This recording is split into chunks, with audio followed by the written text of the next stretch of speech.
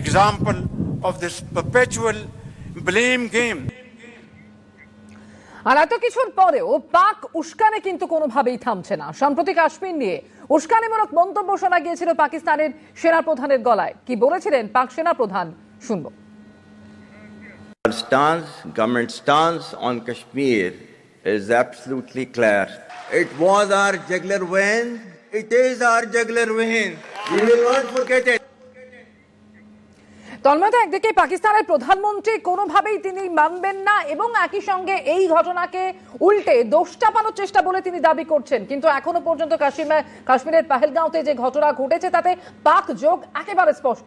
কিংবা পাক সেনাপ্রধান তার বক্তব্য আমরা শুনলাম, এর আগে তার মুখে আমরা দ্বিজাতি তত্ত্ব শুনেছিলাম। একের পর এক উস্কানিমূলক মন্তব্য, সেটা কি কোথাও সন্ত্রাসবাদের মদত হিসেবে কাজ করছে বলে আপনার মনে হয় না?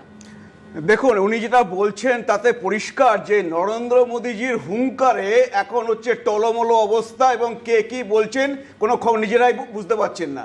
আপনি মনে রাখবেন যে এই দুদিন আগে ওখানে প্রতিরক্ষা মন্ত্রী কি বলেছিলেন, যে 30 বছর ধরে আমরা এই নোংরা কাজ করে আসছি, আর উনি বলছেন যে আমরা কোনো সন্ত্রাসবাদীতে কোনো প্রশ্রয় দিই না। তো হচ্ছে তাহলে কে ঠিক বলছেন? তার মানে ওরা হচ্ছে এখন বুঝতেই পারছেন না কে কি বলবেন। ওরা দোষ চাপাচ্ছেন আমেরিকা আর ইউকের উপরে। কেন আমেরিকা কি বলেছিল ওদেরকে যে ওসামা বিন লাদেনকে এনে পাকিস্তানে রেখে দেওয়া হোক? তো এই সমস্ত আজে বাজে কথা বলে লাভ নেই।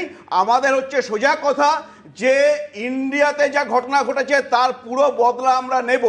এখন কথা হচ্ছে যে অল পার্টি মিটিংও এটা বলা হয়েছে যে কিছু সিকিউরিটি ল্যাবস ওখানে হয়েছে নাকি ওখানে জানানো হয়নি সরকারকে, তারপরে কোনো পার্টির কোনো রিপ্রেজেন্টেটিভ কিছু বলেনি।